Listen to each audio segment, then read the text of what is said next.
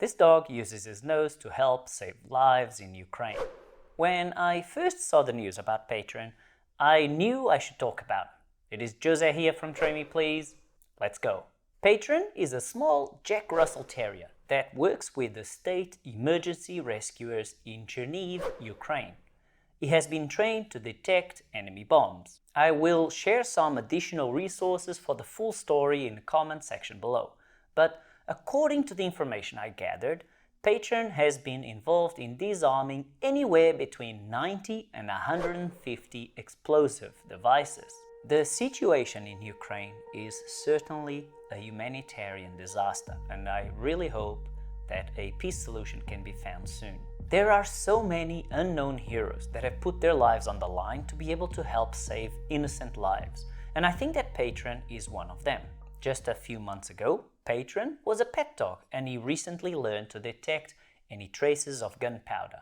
He then learned to signal this to his working partner, who can then disable the explosives. It appears that the group of pyrotechnicians that Patron works with in northern Ukraine will likely take at least a year and a half to clean up the city. Dogs have a tremendous sense of smell, and this can and has been used over the years to locate landmines, unexploded bombs, missiles, and other harmful devices around the world. So, how do dogs get good at this? Well, for starters, they do not need to learn how to smell, but they need to learn where to smell and what to look out for. The dog actually does not smell the bomb. He deconstructs an odor into all of its components and then isolates the one that he has been trained to detect. When I walk through the door and there's pizza in the oven, my nose tells me that we are having pizza for dinner. A dog will detect flour, tomato, salami, chorizo, onion, pepper, oregano, and the specific type of cheese that is being used. He will do that much faster than me.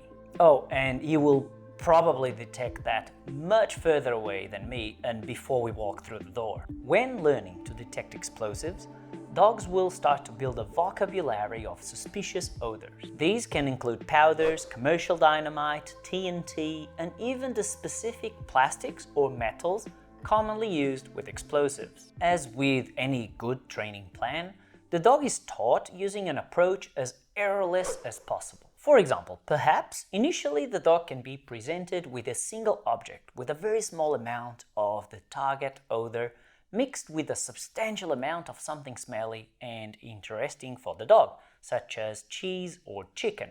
The next step could be to decrease the amount of cheese smell and increase the amount of the target odor.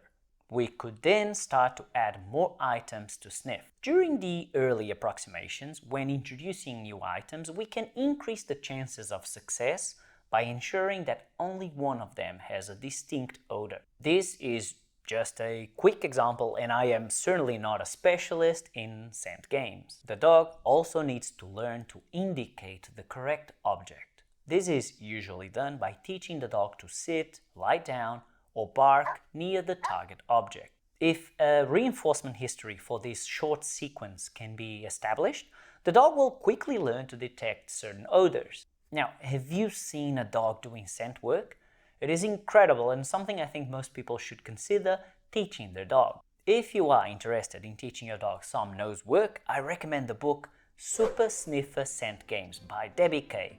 Follow my link in the description below. Also, could you please take a second and hit that like button under the video for the YouTube algorithm? Extra points if you do that, and share this video with someone that you think might enjoy this information. Now, let's talk about a dog's nose. It is such a phenomenal smelling machine. It goes from the nostrils all the way to the back of the throat. This results in an area 40 times bigger than a person's. We have 6 million olfactory receptor cells. Dogs have 300 million. That's 50 times more. A dog's brain uses about 35% of its real estate to smell-related operations. Humans, 5%. Dogs also have separate pathways for breathing and smelling whilst we mix them together. When her dog exhales, the air leaves through the slits on the sides of the nose, and it does not affect the dog's capacity to analyze any incoming smells. They also take in heaps more scent-rich airflow than we do. In her book, Inside of a Dog, Alexandra Horowitz makes the following comparison. A human can possibly notice if a cup of tea has had a teaspoon of sugar added to it. A dog can detect a teaspoon of sugar in a volume of water equivalent to 2 Olympic-sized pools. That is remarkable, isn't it? Question for you. Have you ever taught your dog to detect anything by smell? Let me know in the comment section below. If you want to support the work that I do here, a super easy, informal and fun way to do so is to buy me a coffee using the link in the description below. Malinois, German Shepherds and Labs are the most commonly used scent detection dogs, but the inspiration for this video, Patron, is a cute little Jack Russell Terrier doing phenomenal work. We have been talking about smells and scents. Do you know what a poison cue is? Find out in this video right here. Pobacci mój, piesnicie.